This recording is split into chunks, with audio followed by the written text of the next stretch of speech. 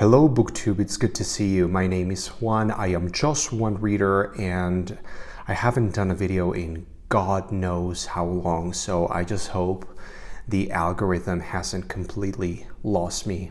Anyway, it's been probably at least a couple months since I last filmed a video.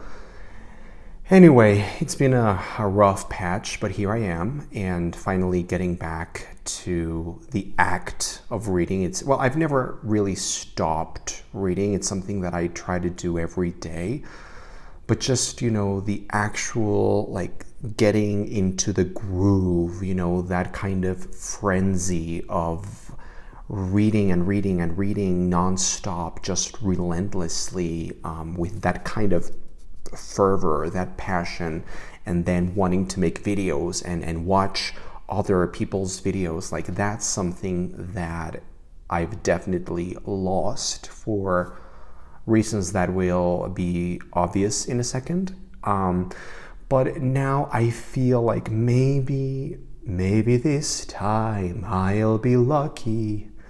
Maybe this time I can get sort of slowly back into it, because this kind of aspect of my life, my reading, the reading and reader and booktube aspect of my life is a corner in my mind that has always given me so much.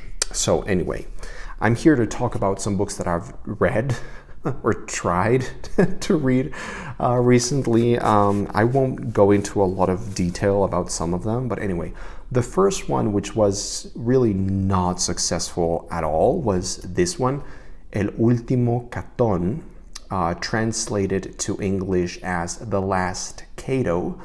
This is a Spanish sort of slightly historical, it's like a Dan Brown's kind of, in that vibe. It's like a historical thriller. It's about a nun. It's kind of like a Robert Langdon derivative kind of adventure thriller.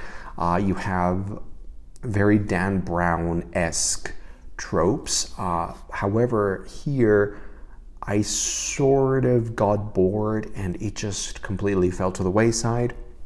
So I wouldn't really recommend this book. I know that a lot of people really, really like it, but I was just never really gripped. I sort of liked some of the elements that were present at the beginning of the story, but then halfway through the book, I still was not really interested. So I didn't even bother. I'm probably just going to give it away. Then I read a book that was quite surprising in a positive way, and that is Word by Word, The Secret Life of Dictionaries by Corey Stamper. This is nonfiction about Corey Stamper's career working as a lexicographer. There's a word I didn't know. And this book is actually filled to the brim with words that I didn't know even existed. And that's kind of one of the pleasures of reading this book about the making of dictionaries. It's really about language, about the always evolving, always growing and ever-changing aspect of the vitality of language. And it actually made me think of my own profession, which is very different, but it's psychoanalysis, and how we're constantly being surprised by the ever-changing, how the mind itself is something that is constantly changing and moving and evolving and transforming, and it's never static. Anyway, I liked this book pretty much. I liked it well enough. It wasn't like, it didn't blow my mind or anything. I gave it 4 stars. I think that's a pretty decent rating for this book.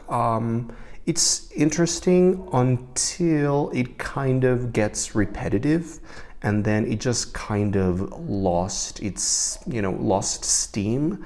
And it could have been shorter, in my opinion, but I still really enjoyed it, especially because you get to see Corey Stamper's passion for what she does. And that's something that I really, really like, reading nonfiction books about people who are incredibly passionate about their job and really good at it, and they can share that kind of joie de vivre for what they do. And then the last book that I successfully completed was The Secret History of the Wizarding Phenomenon, how the Harry Potter books, movies, theme parks, and more came to life. This is by Patricio Tarantino. It was originally written in Spanish, I believe, but and even though I am a Spanish-speaking individual myself, I decided to read it in English because it is about Harry Potter. And Harry Potter, to me, is just quintessentially British and English. And so if I can avoid any kind of translation, that's incredible. So this book it's what it is. It's pretty much just a very factual history of the Harry Potter phenomenon, the Harry Potter industry. I liked the first half of this book a lot. The second half was very, very boring, especially when he starts talking about the making of the movies and then the Fantastic Beasts movies, which no one gives a flying fuck about, honestly, I don't think. Well, not any Harry Potter fan who takes themselves seriously. Certainly not myself. I was really, really bored with the book by that point. But the beginning of the book is wonderful because it really goes into Joe Rowling's life, most of which I already knew because I am a Harry Potter fan. But still, there was a lot that I didn't know, and so that was really, really wonderful. The book, however, has this kind of really fatal flaw.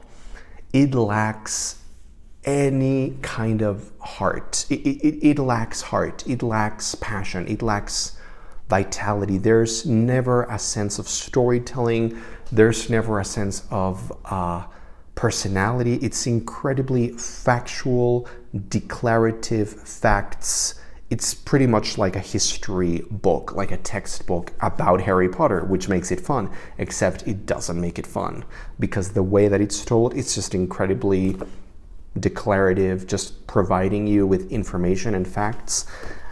Although occasionally, like every now and then, there will be like some chunks of the book where the author will sort of give a little more from his own voice, I believe. But still, I just don't think this book was very successful. Well, it was a successful reading experience, but I think the book could have been just much more personal. It could have been imbued with like getting to see the personal side of being a fan of Harry Potter, growing up with the fandom when it was happening. In that way, I would much more recommend Harry, A History by Melissa Anelli, which is also a kind of much more personal, much more passionate and better told account of the Harry Potter phenomenon and fandom. I just loved Harry, A History. This was okay, but then there's an epilogue here in the book where the author sort of talks more personally, I felt so at least, about the Harry Potter fandom and phenomenon and what it meant to people, to us who experienced it as it was happening, like the beginning of the century, and 1997, 98, 99, and then the first years of this century. Anyway, and that part of the book really got me. That was very emotional, because Harry Potter is indelibly, it's just like so incredibly tied to memories that are very important and very dear to me, especially now, because My mom passed away just exactly a month ago, and it's been, of course, very, very, very rough. And I don't want to go into a lot of detail about what happened and how, everything that led up to it. But just right now, reading about the Harry Potter phenomenon made me reminisce, think back on when I got my first foray into the Harry Potter phenomenon, and it was because of her. It was because of my mother. She forced me she forced me into reading the first book, which I actually have my copy right here. This was the Spanish translation that she got me. She bought it for me, and she took me to dinner with my dad, and she was the one who really, really, really tried to get me into reading. And so reading that book about the Harry Potter phenomenon just brought a lot of memories. And I mean, my mom, she gave me a lot. She is responsible, I guess, for 80% of who I am and my personality, and the good, the bad, the ugly, everything. Many things come from her. I wouldn't say most of me, but a big chunk of me comes directly from her. And I think the most important gift, one of the most important gifts that she has given me is Harry Potter. Not just Harry Potter itself, but everything that came from that. So that just made me very emotional. I got to, unearth some treasures from my childhood, like this book. Also, I have this birthday card that she got me, which is Harry Potter and the Order of the Phoenix birthday card that she got me 15 years ago, and I still have it. And so it's really, really something. Anyway, I don't want to be a downer here. So I liked that book about the Harry Potter phenomenon, not so much for the book itself, but for everything that it got me into, remembering, and just, everything that I feel so grateful for that came from being a Harry Potter fan from a very early age, and from my mom. Anyway. Now, before I go, I want to talk about the two books that I'm currently reading right now, and both editions are really gorgeous and colorful. So this one is, this is an omnibus, I guess you would call it an omnibus, right? Of Jeeves and Wooster stories by P.G. Wodehouse, one of my favorite authors ever. If you haven't read P.G. Wodehouse, please, I urge you, please try P.G. Wodehouse. Anyway, so this omnibus, Justine of Jeeves, but the story or novel that I'm reading is called Very Good Jeeves, and it's actually a kind of collection of adventures and little stories and shenanigans, featuring Jeeves and Wooster, and it's just delightful. I adore P.G. Wodehouse now more than ever. I feel like I need his humor, I need his vitality, the sparkling, beautiful language, and yeah, I just adore him. And the other book that I started reading just this morning is The Antidote by Karen Russell. She is the author of one of my favorite novels, Swamplandia, which is not a perfect novel, but it is one of my favorites just because it's so unique and specific and original. And there's something that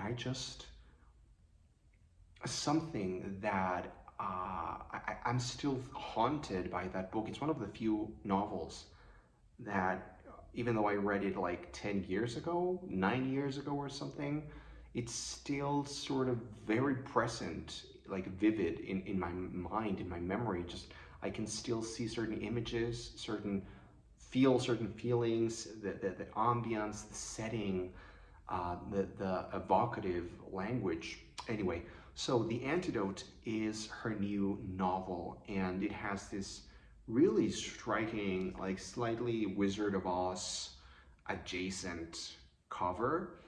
And it's what Karen Russell does. It's magical realism set in the US, a region of the US that I knew nothing about, and a piece of history that I knew nothing about. And there's this kind of really otherworldly feel to it that is very Karen Russell. So I hope this book is successful, and that I like it, and that I can sing its praises on my channel. Anyway, this was a pretty tough video to film, I'm not gonna lie. I thought I would get emotional, more emotional. But anyway, thank you so much for watching. I am just one reader, and I will see you on the next video.